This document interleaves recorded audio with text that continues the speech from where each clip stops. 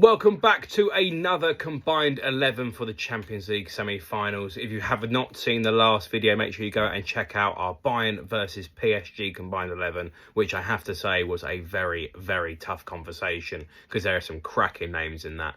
Either way, we're going to get on with the other Champions League tie.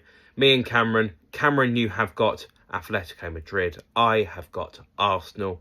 And let's start off in goal, because I feel like early doors, a fair few of these are going to go my way quite quickly. And I think when you're going to put up Oblak, if I'm putting up the best, most informed player in the Premier League as a goalkeeper, yeah, it's got to be Raya, hasn't it? Yeah, I'd say Raya wins. If we're talking about Atletico Madrid maybe a couple seasons back, then Oblak would get Different story. Clearly. Different story.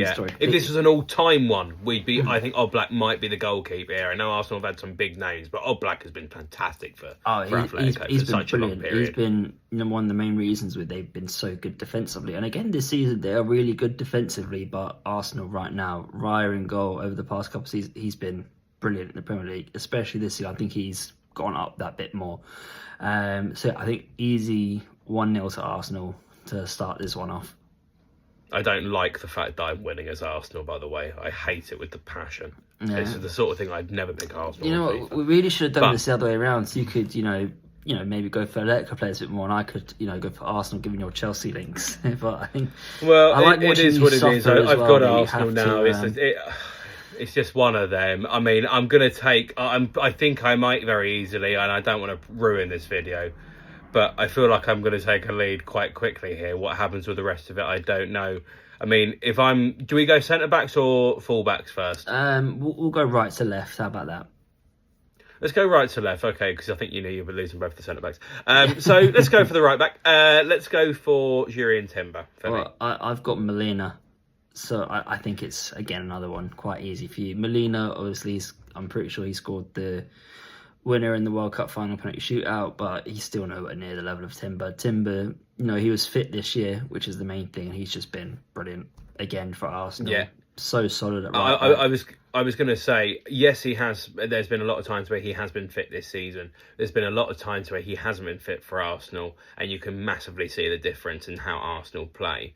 Ben White at times, I particularly think back to that Southampton game. If you'd have had your designated right back in that position, Jurrien Timber would never have been done the way that Ben White did for the goal. It's small margins like that. You can see there's massive differences when you're in Timber, who I'm even going to stand by. I don't think is the best technical footballer that there is, but for the job that he needs to do, he's absolutely brilliant for it. So for me, I think he's a shoe-in to go in this team.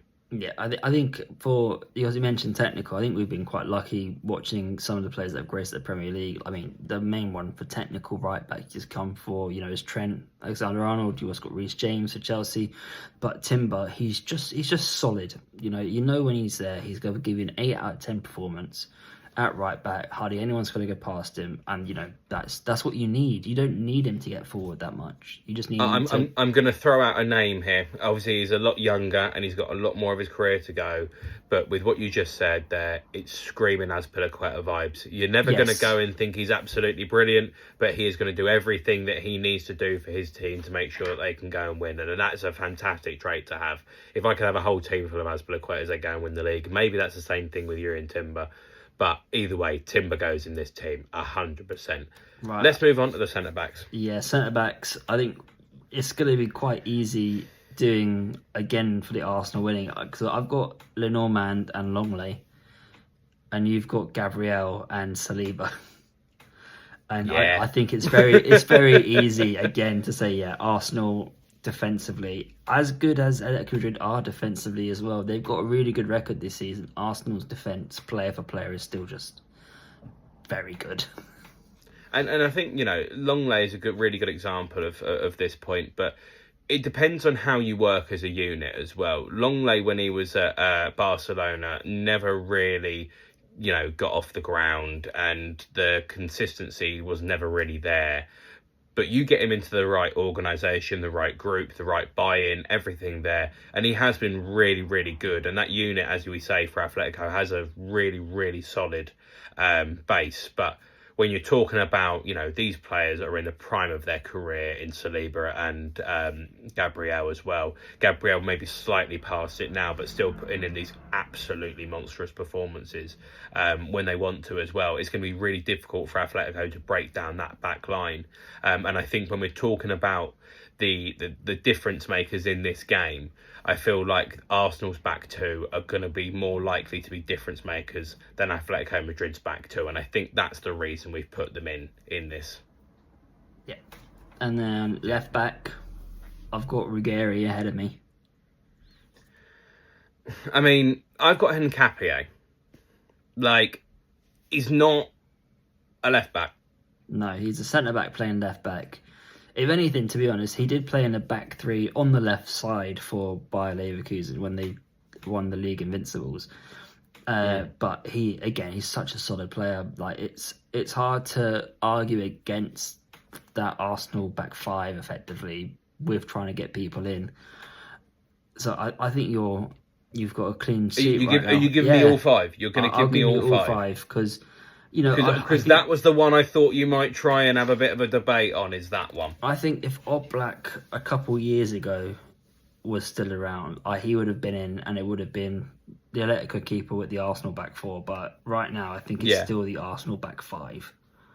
Yeah, again, I don't think it's a ridiculous argument at all. We'll move on from that defensive unit to something that might be a bit more of a conversation. I'm going to throw out Zubamendi. For my first player in midfield. Where are you going with yours? I'm going to go for Marcos Llorente. Okay, so for me, I know obviously there's a big price tag that comes with Zubamendi, and there's a lot of positives that go with him. But he has got a real mistake in his locker as well, and there's been a couple of performances more recently where he's not quite been on the ball. So I think I would be happy here to concede. But where do you stand? I think Zubamendi, when he first came in for Arsenal, that first half of the season, I think he was really good. He looked like he had settled in well. But now we're getting into the more important time of the year where, it's the crunch games, the ones that matter. I think he's going missing in the midfield a little bit. I think he's being helped out a lot by his other midfielders. But then Marcos Llorente, he's got a big goal in him the whole time. He's constantly running his socks off in that Simeone team. And I feel like we've got to get Llorente in this one. I don't think he's one of the best players by far, but as of right now, for a solid centre mid who's going to work his socks off at both ends of the pitch, I think we've got to get him in there. I think something you've got to factor in as well is, we're talking about individual players and who's better technically and whatever, but it's all well and good being one of the best technical players. You've got to be effective with it as well. And when you come and talk about effectiveness regarding these two players, it's obvious, for me anyway, as of right now. Again, start of the season, we might have a different conversation, because I agree that Zubamendi was great. But as of right now, I think it's an Atletico player that goes in here. So I got one. It's Llorente. Yes. You got one. Get it. Finally. Come on. You're not getting the next one because I'm going Declan Rice.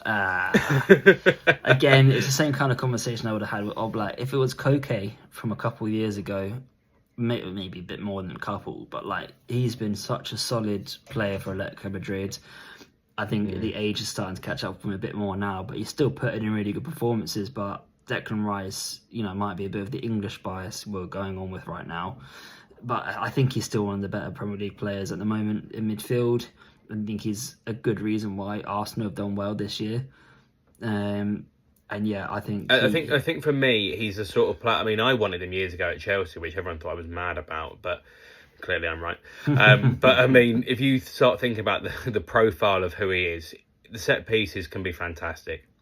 The heading ability, if he is in the box, normally again delivering it, but if he is in the box, finds himself in there, defensively and offensively, can be absolutely immaculate. He's a great ball player. He progresses the ball. There is times where, like every footballer, little bit, not rabbit in the headlights, but gets a little bit lost, might run into trouble every now and again, maybe release the ball ever so slightly earlier on a couple of occasions, but that's really just nitpicking at everything. I think Declan Rice, in terms of a consistency as a midfielder, we spoke about in the last video, the consistency of the PSG midfield, which is the best unit, I think we agree, in world football.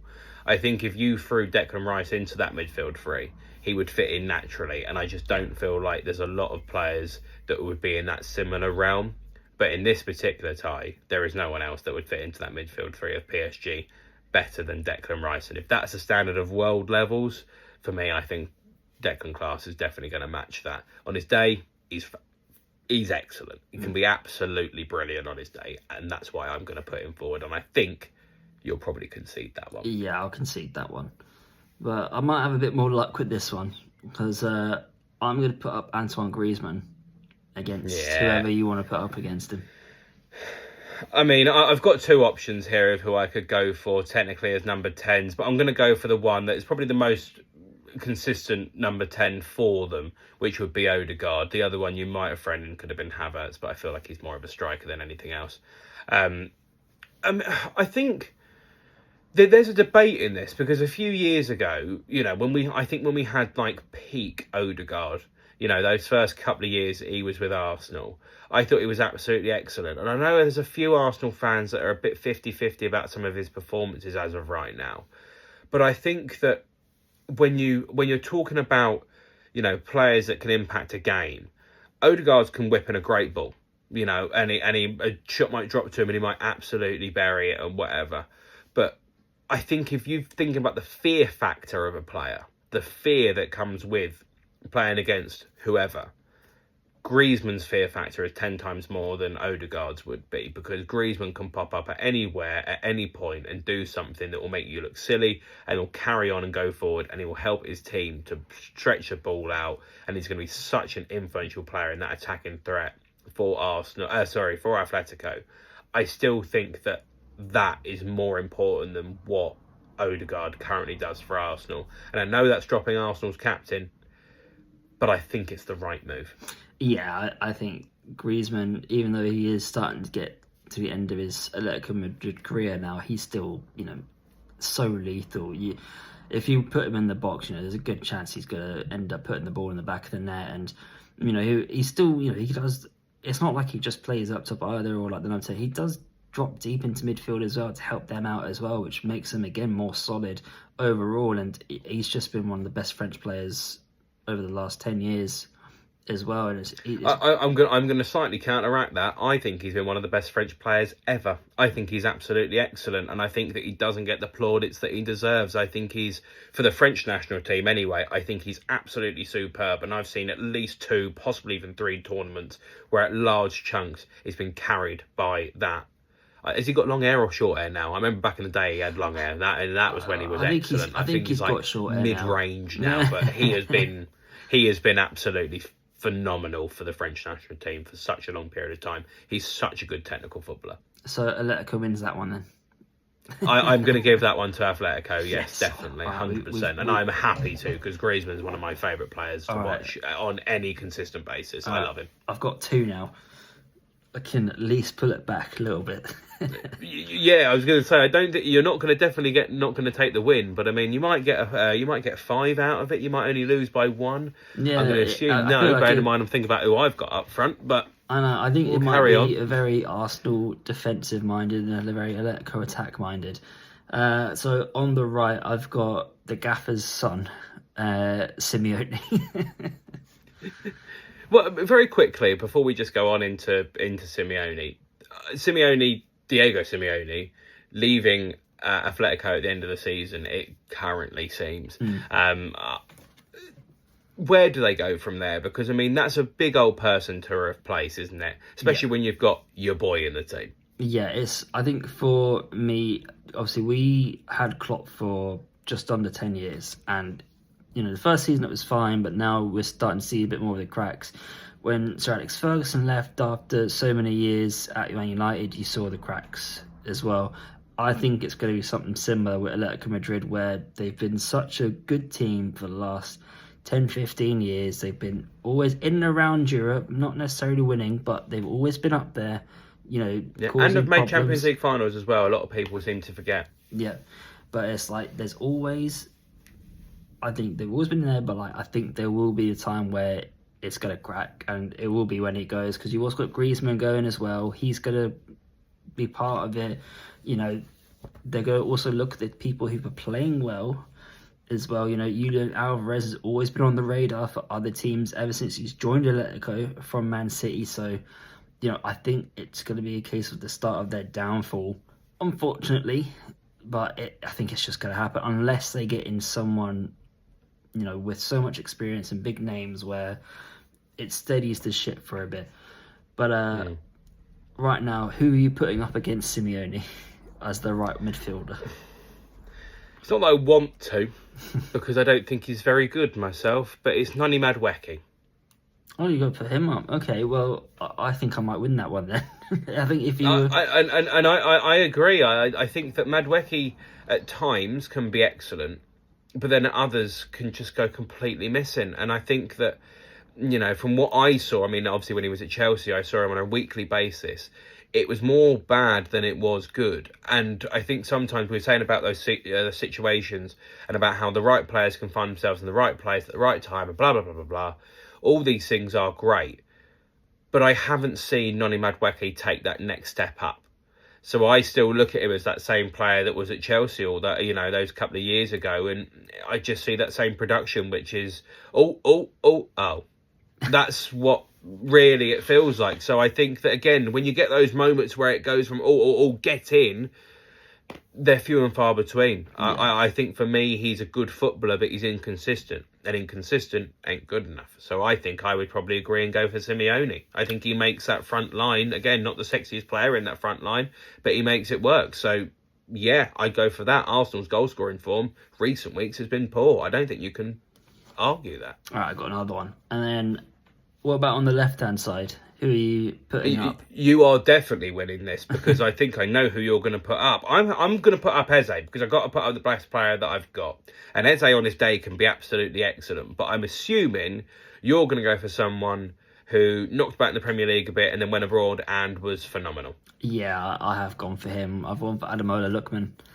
And since he's joined Atletico as well, he's just been insane. He, you know, scored it against Barcelona in the second leg of the quarterfinals. He's been scoring goals in big games. He scored in the Copa del Rey, I believe, as well the other week, and he's been flying. Like, we saw him as well at Atalanta. He scored the hat-trick in the final against Bayer Leverkusen, the undefeated at the time. Unbelievable game that was. I remember sitting at home. I remember sitting at home watching that game, and never in a million years did I think that little lad was going to go and literally write his name into history. In that, you're talking about players taking the game by the scruff of the neck. That is the prime example of it. He, on that day, was absolutely unplayable. And if you get him on the right day, I don't think there's many people that will get in ahead of him when he is on form. No, 100%. He's just amazing. And, you know, right now, I think Eze obviously is very good as well. I think he's been a bit unlucky in his Arsenal career, because he's come in from Palace. He's done really well playing week in, week out for them. And then he's had to go compete for places. I think if Arsenal was to play Tottenham every game, Eze would be the best player in the world, because he always seemed to score against them this season. But having said that, though, mate, I mean, I could say that about half the Chelsea players as well, because I mean, there's 3 point. It's called 3 Point Lane for a reason. Here, yeah. So, you know, let's calm it down here. They are getting relegated. But because, you know, he hasn't been able to get into the starting 11, he's had to play second fiddle to Martinelli or even Trossard on the left hand side. When Odegaard's fit, he's the one going to play as a 10. He's not going to drop any deeper onto the centre mid. You also got Saka and Madueke already on the right, who are probably more dangerous on the right than what Eze would be. And then he's not a striker. He can't play against Gyökeres or, you know, Havertz. So I think they're trying to just find a way in for him as well. Would probably be the case for him for next season. But yeah, I think they've got a lot of players in that same area, and I think actually the one that probably needs to be dropped is going to be Odegaard. But that's a very big call to go and drop your captain to go and get someone like Eze into that gap when you're not even sure it's going to work. But he is a good footballer. He's not a left winger. I didn't really know who to put here because, as you say, Martinelli, Trossard, they all interchange so much. I think Eze is the best footballer out of them, but I don't think he's anywhere near as effective as Ademola Lookman is, especially not as a left winger. So I think Atletico is going to take this one. Yeah, and then the last one, the number 9. I've got Julian Alvarez to put up. Yeah, I think this Thierry Henry is who I'm going to go for. Oh, okay. Well, if you were to try and put him up in his current state, I still think Alvarez. I think I'm going to put up about 56-year-old. I don't even know how old he is. No, I'm. I mean, take your pick. Do I have Havertz? Do I have Gyökeres? I mean, let's go for Gyökeres just because he is a centre forward and an actual striker. I think recently Gyökeres has been doing quite well since the turn of from the the year, penalty spot. Yeah, I mean, he's scoring. It's more than what he was doing in the first half of the season, really. But he's taking the Timberlands off.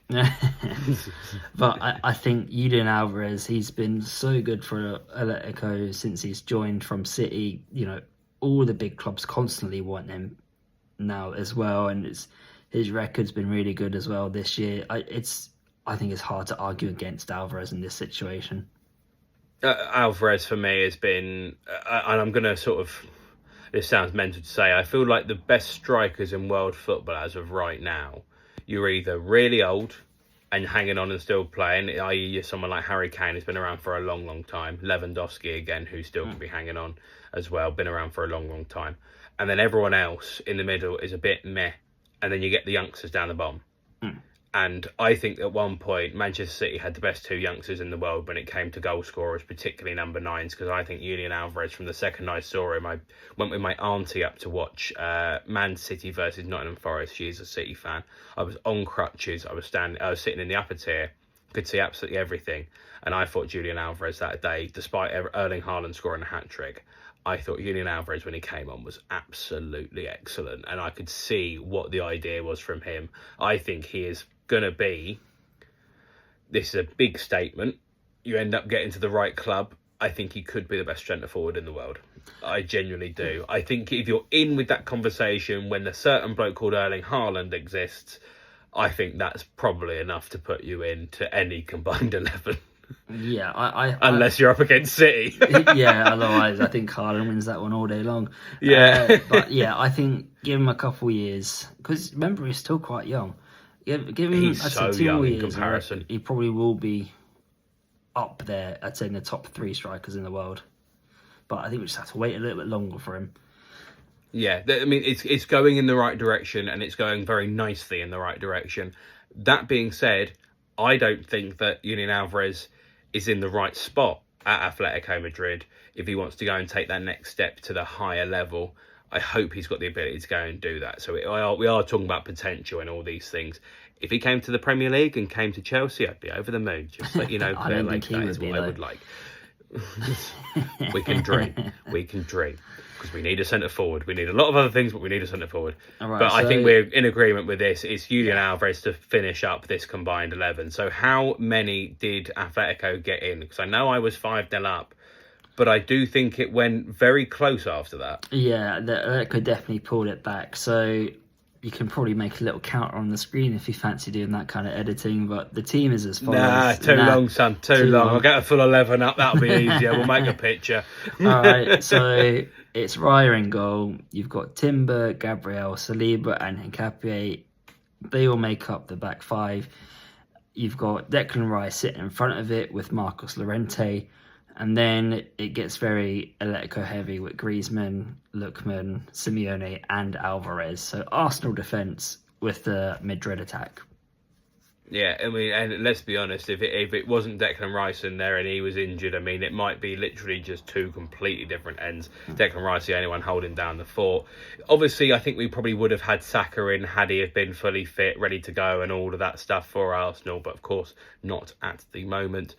But a genuinely very, very good team, I think. And I think probably not as good in terms of quality maybe as the one that we did previously. But again, when you look at the names along, this list, when you're talking about Saliba and Gabriel and Griezmann and Lookman and Julian Alvarez, there's class that's across this whole pitch here.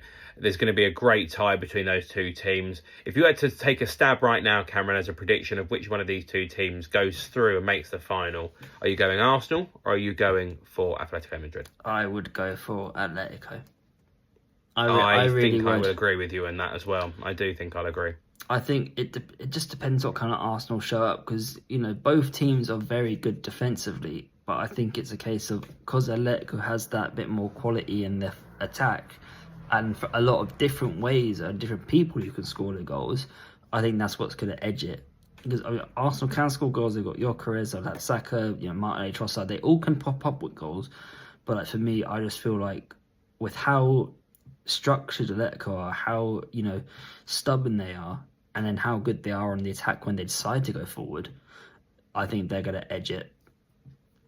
And I think this thing that Arsenal were playing for at the start of the season about having the home tie, the second leg advantage, and all of the things that you get from finishing in the top two of the group, I actually think it might come back to bite them on the bum here, because I feel like if Atletico go ahead at the Wanda Metropolitano, I feel like they could go and get another, and then Arsenal might not be in a position to try and to go through in that second leg. I mean, I'm not saying the game is going to be over and done in the first leg, not at all.